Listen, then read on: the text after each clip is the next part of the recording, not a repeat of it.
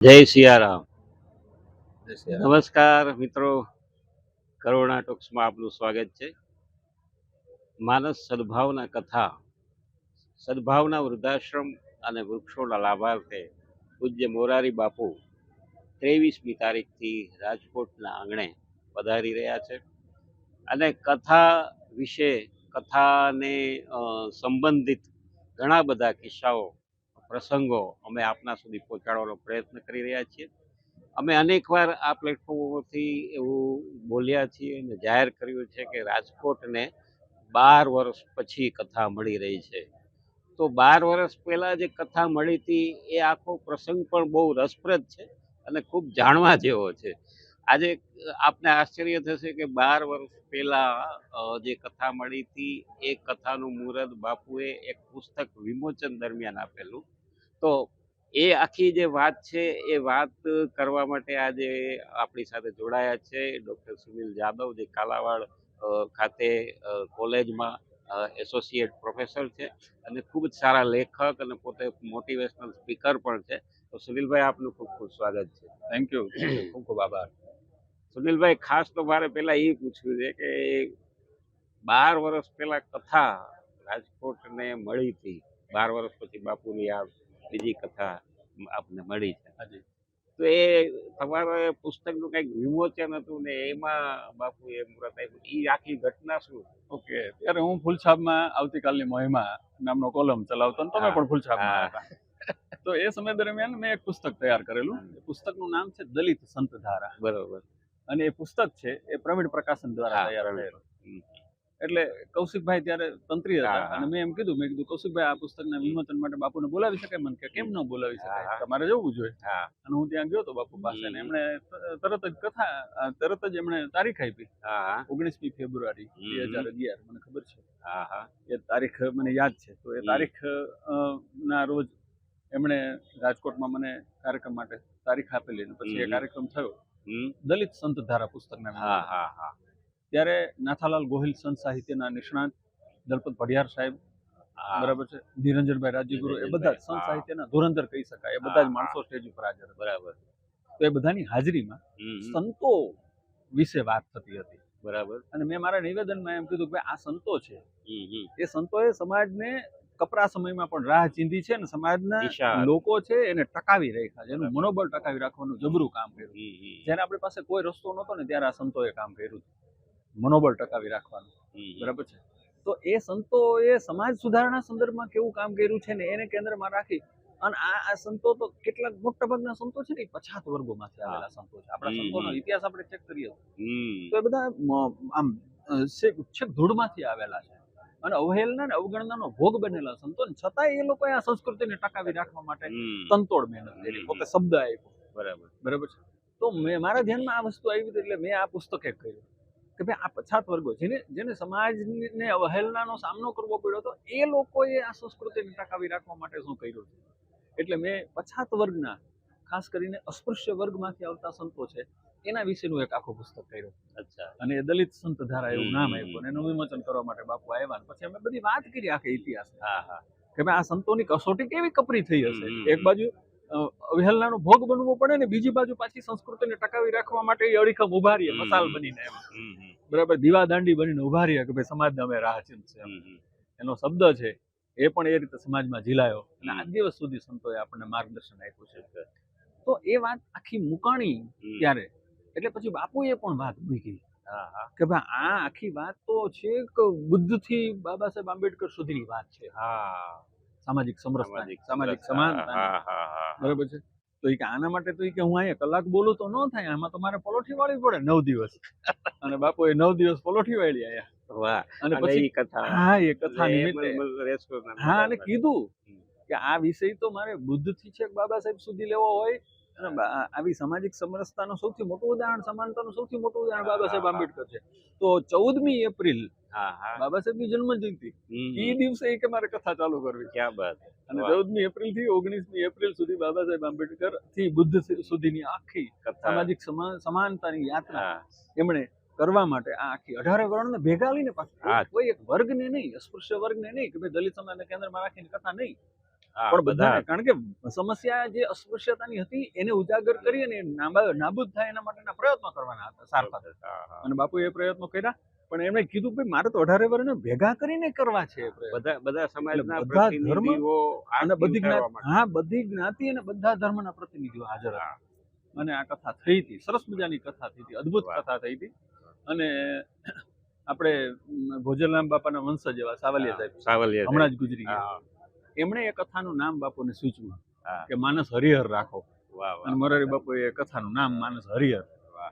એવું નામ આપ્યું હતું. સરસ. તો મને ખબર છે, એ આખું મારું તો મને આમ તાજું થાય છે કે મોરારી બાપુ બોલતા હતા. ક્યાં વાત. અને પછી જયંતિભાઈ ચાંદ્રા ને કૌશિકભાઈ ને કાનાભાઈ બાટવા, નિરંજનભાઈ રાજીગુરુ બધા એ કથામાં જોડાણા. વાહ, અને 18 વર્ષના લોકો, બધા ધર્મના પ્રતિનિધિઓ પણ જોડાણા હતા અને અદ્ભુત કથા થઈ હતી. વાહ સુનિલભાઈ, તમે 12 વર્ષ પહેલાનું જે આખું દ્રશ્ય છે એ માનસપટ ઉપર આખું ખડું કરી દીધું. કારણ કે એ વખતે અમને પણ લાભ મળેલો, ખાસ કરીને ફૂલછાપમાં હતા એટલે બાપુએ કાર્યાલય, ફૂલછાપ કાર્યાલયની હા. પણ મુલાકાત લીધી હતી અને એક આખું દ્રશ્ય અમારી સામે ખડું થઈ ગયું. બરાબર. સુનિલભાઈ, આજે સતત અમે કહેતા આવીએ છીએ કે 12 વર્ષ પછી, 12 વર્ષ પછી, પણ 12 વર્ષ પહેલા જે આખું વાત હતી એ આજે તમે એનું અમારા દર્શકોને ખૂબ જ રસપ્રદ રીતે આખી વાત કરી. અચ્છા, હવે એક પ્રશ્ન એ પણ ઘણા વખતથી થાય છે, લોકોમાં એવો વહેતો થાય છે કે વૃદ્ધાશ્રમ આપણી સંસ્કૃતિ નથી, વૃદ્ધાશ્રમ ન હોવા જોઈએ. સાચી વાત છે, વૃદ્ધાશ્રમ ન હોવા જોઈએ, પણ આ બાબતમાં તમે શું માનો છો? કિશોરભાઈ, મેં હમણાં એક સોશિયલ મીડિયામાં, હું આમ મોટિવેશનલ સ્પીકર છું એટલે સોશિયલ મીડિયામાં આવી સમસ્યાઓ સંદર્ભમાં લખતો રહેતો હોઉં છું, સમાજ જાગૃતિનું કામ કરતો રહેતો હોઉં છું. મેં એક 10 મુદ્દાને કેન્દ્રમાં રાખી અને વૃદ્ધાશ્રમો સંદર્ભમાં હમણાં એક લેખ લખ્યો હતો. અચ્છા. એની ચર્ચા પણ ખૂબ થઈ હા, જાહેરમાં. હા, હા. બરાબર. અને એ લેખનો એમાં એવું હતું કે સવારમાં વોકિંગ કરવા જતો હતો હું, અને 2 વૃદ્ધોને બગીચામાં 100 ગ્રામ ગાંઠિયા અને ડુંગળી ખાતા મેં જોયા. હવે 100 ગ્રામ ગાંઠિયા ખાતા હતા, એ માણસોના હાથ પણ બરાબર ચાલતા નતા, એ વૃદ્ધોના પાર્કિન્સનના પ્રશ્નો હતા. અને છતાંય આ બોલો ઢીકો મારીને ડુંગળી તોડી અને મરચા ને ડુંગળી ને ચટણી ને એવું બધું ખાતા હતા. એટલે મને બહુ હું રાજી થયો કે ભાઈ આ લોકો જીવન જીવી રહ્યા છે. આથમતી સંધ્યાએ એની ઉજવણી કેમ કરવી ને મેં કીધું આ માણસો પાસે શીખવા જેવું. એટલે વૃદ્ધો પાસેથી ઘણું બધું શીખવા જેવું. એમ કરીને પછી મને એમ થયું કે આ લોકોની અવહેલના તો શા માટે થઈ રહી છે, વૃદ્ધોની અવહેલના શા માટે થઈ રહી છે, શા માટે આ વૃદ્ધાવસ્થા ધીમે ધીમે આ ચર્ચાનો વિષય બની છે કે ભાઈ આપણે ત્યાં વૃદ્ધો કેમ, આ વૃદ્ધાશ્રમો ને આ બધી આખી વ્યવસ્થા. તો મેં ખૂબ વિચાર કર્યો એટલે મેં 10 મુદ્દાઓ એમાં તાર્યા, ચિંતન અને મનોમંથન કર્યું, તેમાંથી મેં 10 મુદ્દાઓ તાર્યા. અને 10 મુદ્દાઓ સોશિયલ મીડિયામાં આપણે પછી આખું બધું બહુ વાત મુકાણી કે વૃદ્ધાશ્રમોની જરૂરિયાત શા માટે છે, શા માટે સદભાવના જેવા વૃદ્ધાશ્રમોની જરૂરિયાત, વધારે પ્રયત્નો કરવાની જરૂરિયાત છે. તો એની પાછળના કારણો છે, વૃદ્ધો છે એ અવહેલનાનું કારણ શા માટે બને છે. તો મેં સામાજિક દ્રષ્ટિએ જે વાસ્તવિકતા છે એ વાસ્તવિકતાને ઉજાગર કરવા માટેનો પ્રયત્ન કર્યો છે. આ વૃદ્ધાવસ્થા કેમ સમસ્યા બનતી જાય છે અને શા માટે આપણે આ વૃદ્ધાશ્રમોની જરૂરિયાત ઊભી થઈ છે. સૌથી પહેલા છે ને એ વિભક્ત કુટુંબ નહોતા, સંયુક્ત કુટુંબ. સંયુક્ત કુટુંબ હોય, કિશોરભાઈ તમારા પરિવારમાં 20-25 જણા હોય, હવે એમાં તમારા દાદા દાદી હોય તો એ 20-25 જણામાં તો આરામથી સચવાઈ જાય, કારણ કે એમાં 5 જણા કમાવા જતા હોય, બાકીના લોકો ફ્રી હોય, તો એ બા ને દાદા ને ફેરવા લઈ જાય, એની ખબર જ ન પડે. એ નાના બાળકો સાથે રમતા હોય વૃદ્ધો, એને વૃદ્ધોને બાને દાદાને બધાને સાચવતા હોય, લોકો બધા એને વહાલ કરતા હોય, પ્રેમ કરતા હોય, એને માન સન્માન આપતા હોય, પગે લાગતા હોય. આ આખી એક પરંપરા હતી. પણ એ વિભક્ત કુટુંબમાં એ પરંપરા આપણને જોવા મળતી નથી. ધીમે ધીમે એ પરંપરા છે ને ભૂસાતી જતી હોય છે. એટલે એક તો આ જે સંયુક્ત કુટુંબ વ્યવસ્થા હતી એ ભૂસાતી ગઈ, એના લીધે આ વૃદ્ધાવસ્થા છે ને ધીમે ધીમે વિભક્ત કુટુંબના લીધે વૃદ્ધાવસ્થા સમસ્યા થતી ગઈ. બીજું, હવે આપણે શું કરીએ, અમે બે ને અમારા બે, અથવા તો હવે તો આપણે એક ઉપર આવી ગયા છે. બરાબર છે. હવે દાખલા તરીકે 2 જણા છીએ, હું અને મારી પત્ની છે. હવે 2 જણા અમે નોકરી કરીએ છીએ. હવે દાખલા તરીકે મારા ઘરે મારા વૃદ્ધો હોય તો હું ધારું તો પણ એમની સેવા બપોરે 1 વાગ્યા સુધી ન કરી શકું, કારણ કે અમે 2 જણા નોકરી કરીએ છીએ. તો એ 1 વાગ્યા સુધી એમની સેવા ચાકરી કોણ કરે? એ જો અશક્ત હોય, એ બીમાર હોય તો એની સેવા ચાકરી કોણ કરે? એટલે આ એક વાસ્તવિકતા છે. આપણે આમ આમ પ્રવાહમાં આમ સ્નેહમાં કે આમ ઓલામાં તણાઈને ભાવનામાં તણાઈને આપણે નિર્ણય કરીએ કે ના તો સંસ્કૃતિને બહુ મોટું નુકસાન થઈ રહ્યું, એમ નહીં ચાલે. વાસ્તવિકતાનું આપણે જ્ઞાન અને ભાન હોવું જોઈએ, તો જ સમસ્યાનું સમાધાન હું મેળવી આપની શકાય. સાથે એક વાત એ પણ જોડવા માંગીશ હા. કે દાખલા તરીકે આપ જેવા લોકો છો એ તો હજુ કેરટેકર રાખી શકે છે, હા, તેનું એની આખી વ્યવસ્થા કરી શકે છે. હા.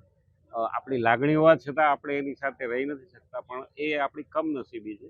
પણ કેરટેકર રાખી શકે છે. પણ એવા ઘણા વૃદ્ધો હશે કે છે હા. કે જેને કેરટેકરની પણ વ્યવસ્થા નથી, આર્થિક રીતે પણ પોસાય એમ નથી. હા. તો એવા વૃદ્ધોનું શું? એના માટે હું હું એવું માનું છું કે સદભાવના વૃદ્ધાશ્રમ. 100% સદભાવના જેવા પ્રયત્નો વારંવાર થવા જોઈએ, આખા દેશ અને દુનિયામાં થવા જોઈએ, અને આ પ્રયત્નો ચાલુ રહેવા જોઈએ. શા માટે? તો એના પાછળના કારણો પણ હું મારા 10 મુદ્દાઓ ટૂંકમાં હું તમને પહેલા કહી દઉં. મેં 2 મુદ્દા તમને કીધા. ત્રીજો મુદ્દો એક છે કે દાખલા તરીકે એકનો એક દીકરો હોય, આખો દિવસ નોકરી ધંધા માટે બહાર રહેતો હોય. હવે એને માતા પિતાના સેવા ચાકરી કરવા માટે દાખલા તરીકે એને ખૂબ અંદરથી લાગણી છે, છતાં પણ એ ન કરી શકે, કારણ કે એને એની પત્ની માટે અને એના બાળકો માટે કમાવા ફરજિયાત જવું પડે.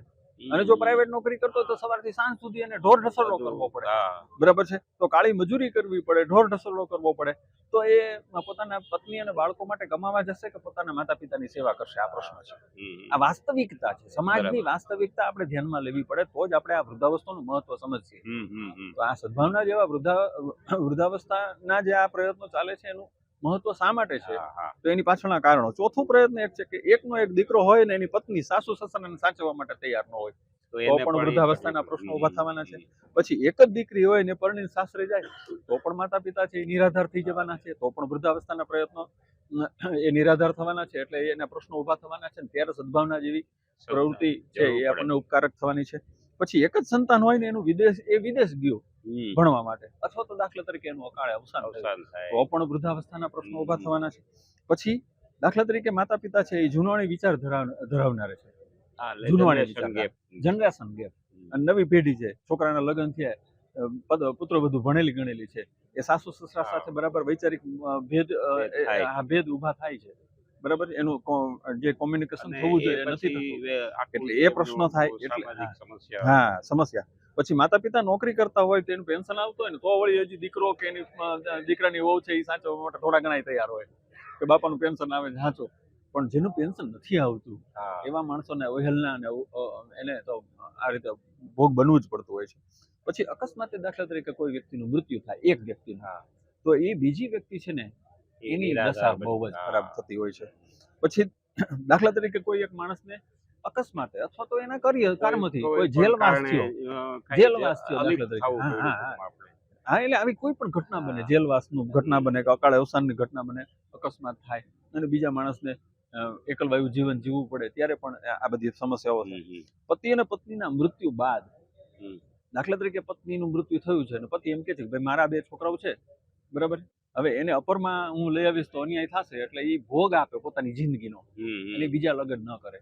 પણ એ જ છોકરાઓ જેના માટે એને ભોગ આપ્યો ને એ છોકરાઓ મોટા થઈ અને એના પિતાને અવહેલના કરશે, વૃદ્ધાવસ્થામાં એને સાચવે નહીં, તો પણ પ્રશ્નો ઉભા થાય. અને આવા જ્યારે પ્રશ્નો ઉભા થાય છે ત્યારે સદભાવના જેવા વૃદ્ધાશ્રમોની જરૂર ઊભી થાય છે.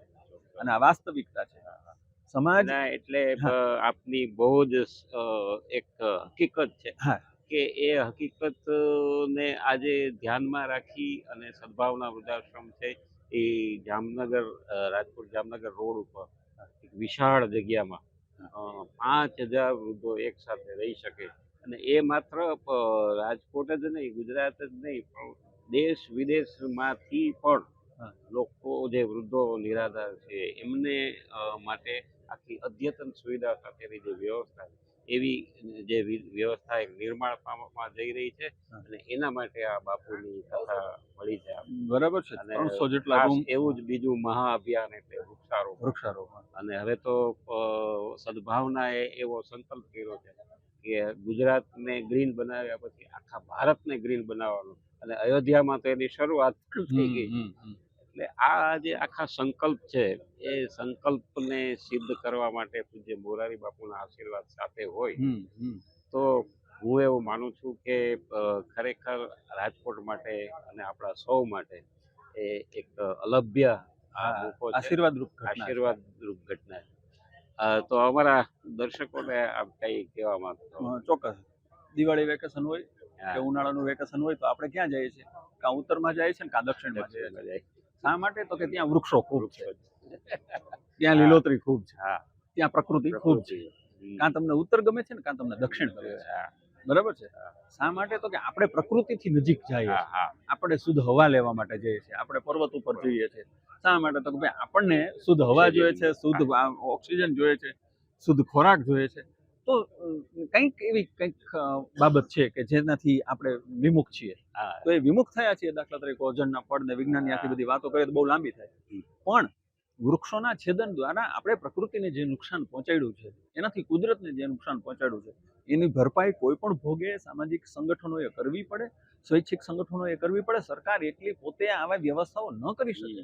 એટલે સમાજના જાગૃત સંગઠનો, નાગરિકો હોય, એ લોકોએ પ્રયત્નો કરવા જોડાવા. અને સદભાવના વૃદ્ધાશ્રમ આ પ્રયત્નો કરી રહ્યું છે. એને લાખ લાખ વંદન આપવા ઘટે, એને અભિનંદન આપવા જ ઘટે. અને એના પ્રયત્નોમાં હરેક માણસોએ સામેલ થવું જ જોઈએ. મારી દ્રષ્ટિએ તો આ બે પ્રકલ્પો અદ્ભુત છે. મેં તો સાંઈરામ દવે સાથે આ સંદર્ભે વાત કરી હતી. અને આપણે રાજુભાઈ છે પ્રવક્તા, બરાબર છે, તો એને આ લેખ વાંચ્યો તો મને કે સુનિલભાઈ, હું તમને મુખ્યમંત્રી સાથે બેસાડું, તમે આ વૃદ્ધોની સમસ્યા સંદર્ભે કે કંઈક એક મસ્ત સરસ મજાનું પ્રોજેક્ટ આપો કે સરકાર કંઈક કરે. એટલે સરકાર એની રીતે પ્રયત્ન કરે દાખલા તરીકે, બરાબર છે, પણ સરકારની પણ કેટલીક મર્યાદાઓ, પણ સમાજની જવાબદારી છે કે સમાજ છે આવા કોઈ પ્રયત્નો થતા હોય તો એમાં સાથે સામેલ થાય. અને મોરારી બાપુ જેવો સંત આ છે ને એક અલભ્ય ઘટના છે. હું આને છે ને સપનું ગણી રહ્યો છું મોરારી બાપુને, કે આવો કોઈ સંત છે આપણી વચ્ચે, આવા મહાન સંત છે આપણી વચ્ચે છે ને, એ મારી દ્રષ્ટિએ તો એક સપનું છે. કારણ કે આવો તેજસ્વી ને તપસ્વી માણસ અથવા તો આવો પવિત્ર માણસ છે, જેને આપણે સોગંદ ખાઈ શકીએ એવો પવિત્ર માણસ, એવા પવિત્ર સંત છે એ આપણી વચ્ચે છે. એ એક મારી દ્રષ્ટિએ સપનું છે. અને એ જે પ્રયત્નો કરી રહ્યા છે, એ પ્રયત્નોથી 100% પરિણામ મળે છે.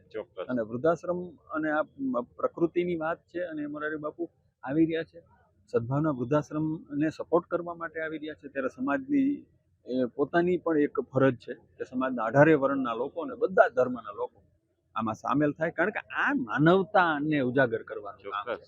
આ કોઈ જ્ઞાતિ કે ધર્મનું કામ નથી. કારણ કે વૃદ્ધાવસ્થા એ કોઈ જ્ઞાતિ ધર્મની સમસ્યા નથી. વૃક્ષો વાવવા એ કોઈ જ્ઞાતિ ધર્મની સમસ્યા નથી. બરાબર છે. એટલે આખી પ્રકૃતિ અને આખી સંસ્કૃતિને બચાવવા માટેની આખી વાત છે. અને એમાં મોરારી બાપુ પહેલ કરી રહ્યા છે. તો આપણે તો એમને આમ ખાલી કે ભાઈ બાપુ અમે તમારી ભેગા છે, આ સરસ મજાના તમારા ઉપક્રમમાં તમે જે આ પ્રયત્ન કરી રહ્યા છો, સદભાવના વૃદ્ધાશ્રમ જે પ્રયત્ન કરી રહ્યો છે, એમાં આપણે તો ખાલી ઓલો કૃષ્ણએ આમ ટકલી આંગળીથી પર્વતો, આપણે તો બધા ખાલી ટેકો કરવાનો છે, આપણે તો ખાલી જસ ખાવાનો છે. બાકી આ લોકો પ્રયત્ન કરી રહ્યા છે અને લાખ લાખ વંદન છે. અને આ પ્રકારના પ્રયત્નો થાય, આપણે બધા એમાં સામેલ થઈએ, આપણે બધા નિમિત્ત બનીએ. સામેલ તો શું થઈ શકે, આપણે તો શું કરવાના હતા, પણ જે લોકો કરી રહ્યા છે એ લોકોને કેવું જોઈએ કે ભાઈ હું તમારી સાથે છું દોસ્ત, એનું મનોબળ દ્રઢ. તો આવો પ્રયત્ન થઈ રહ્યો છે. એમાં રાજકોટ વાસીઓ, ગુજરાતના લોકો અને આખા ભારતના અને વિશ્વભરના લોકો એમાં સામેલ થાય એવું આપ સૌને બે હાથ જોડીને વિનંતી કરું છું. અને આપ સૌને રાજકોટની કથામાં હાર્દિક આમંત્રણ આપું છું કે ભાઈ આપ સૌ પધારો, અથવા તો જો ન પધારી શકો તો ઓનલાઈનના માધ્યમથી પણ આ એક સરસ મજાનો પ્રયત્ન છે એને નિહાળો. અને એમાં આપણાથી બને એટલું તન મન ધનથી સહયોગ. બસ આ એક સરસ મજાની વાત. તો ડૉક્ટર સુનિલ જાદવ, આપે ખૂબ જ સરસ રીતે, ખાસ તો ફરી એકવાર કહીશ કે 12 વર્ષ પહેલાંની વાત આખી યાદ કરી. અને વૃદ્ધાશ્રમ શા માટે જરૂરી છે એ પણ ખૂબ જ સરસ વાત કરી. એવી જ વૃક્ષોની પણ વાત કરી. આપનો ખૂબ ખૂબ આભાર, ધન્યવાદ. ખૂબ ખૂબ આભાર. Thank you.